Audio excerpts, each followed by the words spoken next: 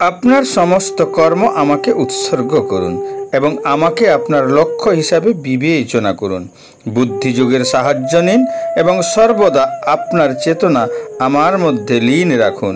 গীতা ৮ অধ্যায় শ্লোক সংখ্যা ৫৭তম। শ্রীকৃষ্ণ বলেছেন, চেতসা সর্বকর্মাণি ময়ি সংন্যস্য মৎপরঃ বুদ্ধিযোগমুপাশ্রিত্য মচ্চিত্তঃ সততং ভব। তুমি বুদ্ধির দ্বারা সমস্ত কর্ম আমাতে অর্পণ করে মৎপরায়ণ হয়ে বুদ্ধিযোগের আশ্রয় গ্রহণপূর্বক সর্বদাই মদগত চিত্ত হও।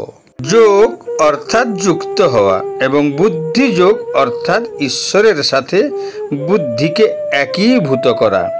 বুদ্ধির এই একীকরণ কার্যকর হয় যখন দৃঢ় বিশ্বাস থাকে যে যা কিছু আছে তা ঈশ্বর থেকে উদ্ভূত এবং তার সাথে সম্পর্কিত এবং তার সন্তুষ্টির জন্য। এখন আমাদের অভ্যন্তরীণ কাঠামোতে বুদ্ধিমত্তার অবস্থান কি তা বোঝার চেষ্টা করি। আমাদের দেহে একটি সূক্ষ্ম বিবেক আছে, যাকে সাধারণ ভাষায় হৃদয় বা ঐশ্বরিক হৃদয়ও বলা হয়। এর 4টি প্রধান রূপ রয়েছে। যখন চিন্তার উদয় হয় তখন আমরা তাকে মন বলি। যখন এটি বিশ্লেষণ করে এবং সিদ্ধান্ত নেয় তখন তাকে বুদ্ধিমত্তা বলি। যখন এটি কোনো বিষয় বা ব্যক্তির সাথে যুক্ত হয় তখন আমরা তাকে চিত্ত বলি এবং যখন এটি দেহের গুণাবলী দ্বারা নিজেকে চিহ্নিত করে অভিমানী হয় তখন তাকে অহংকার বলি। এই অভ্যন্তরীণ ব্যবস্থার বুদ্ধিমত্তার একটি বিশিষ্ট স্থান রয়েছে। এটি সিদ্ধান্ত নেয় যখন মন তার সিদ্ধান্ত অনুযায়ী আকাঙ্ক্ষা তৈরি করে এবং মন স্নেহ বস্তুর সাথে সংযুক্ত হয়। উদাহরণস্বরূপ, যদি বুদ্ধি সিদ্ধান্ত নেয় যে নিরাপত্তা সংসারের সবচেয়ে গুরুত্বপূর্ণ বিষয়, তবে মন সর্বদা জীবনের নিরাপত্তা নিয়ে উদ্বিগ্ন থাকে।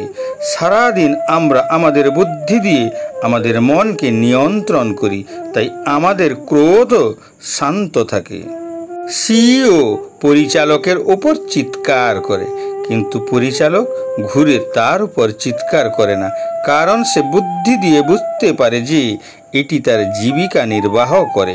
তাই সে ম্যানেজারের উপর তার রাগ প্রকাশ করে। ম্যানেজার পরিচালকের সাথে ঝগড়া না করে ফোরম্যানকে বকাবকি করে স্বস্তি পায়। ফোরম্যান তার সমস্ত রাগ শ্রমিককে বকাবকি করে সেরে নেয়। শ্রমিক তার হতাশা তার স্ত্রীর উপর তুলে নেয়। স্ত্রী বাচ্চাদের উপর চিৎকার করে শান্ত হয়। প্রতিটি পরিস্থিতিতে আমরা দেখি কোথায় রাগ করা ক্ষতিকর এবং কোথায় এর কোনো প্রতিক্রিয়া নেই। উপরের উদাহরণগুলি দেখায় যে আমাদের বুদ্ধিমত্তা আমাদের মনকে নিয়ন্ত্রণ করার ক্ষমতা রাখে। প্রেমের সারতত্ত্ব সম্পর্কে অজ্ঞ হয়ে কিছু মানুষ কামকেই প্রেমের নাম দেয়।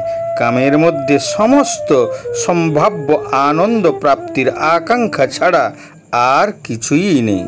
বিপরীতে প্রেমের মধ্যে প্রচলিত আবেগ হলো সেবা প্রদান করা, তার যা কিছু আছে তা নিবেদন করা এবং নিজেকে প্রিয়জনের কাছে অর্পণ করা। কাম শুধুমাত্র দেহের সাথে সম্পর্কিত, কিন্তু প্রেম দেহে উপস্থিত হওয়া সত্ত্বেও প্রকৃতপক্ষে চিন্ময় তত্ত্বের সাথেই সম্পর্কিত। কামে আসক্তি আছে আর প্রেমে আসক্তির গন্ধও নেই। কাম পার্থিব ও জাগতিক দুঃখ, আসক্তি ও নির্ভরতায় পরিপূর্ণ। প্রেমে আনন্দ ও ত্যাগ আছে। কাম নিজেকে পরিতৃপ্ত করার জন্য, প্রেম অন্যকে প্রশান্তির জন্য অনুভূত হয়। কামের রস নীরসে পরিণত হয়, কিন্তু প্রেমের রস প্রতি মুহূর্তে আনন্দ বাড়াতে থাকে। কামের লক্ষ্য নিজেকে সন্তুষ্ট করা, কিন্তু প্রেমের লক্ষ্য হলো প্রিয়জনকে খুশি করা। অতএব আমাদের উচিত আমাদের বুদ্ধিকে যথাযথ জ্ঞান দিয়ে পুষ্ট করা এবং এমনভাবে ব্যবহার করতে হবে যাতে মনকে সঠিক পথে পরিচালিত করতে পারে। এইভাবে বুদ্ধিযোগ দ্বারা শ্রীকৃষ্ণ আমাদেরকে যা বোঝাতে চেয়েছেন তা হলো বুদ্ধির সংকল্পকে এমনভাবে বিকাশ করা যাতে সমস্ত কিছু ঈশ্বরের সন্তুষ্টির জন্য হয়। দৃঢ় বুদ্ধি সম্পন্ন এই ধরনের ব্যক্তির মন সহজেই ভগবানের সাথে যুক্ত হয়ে যায়।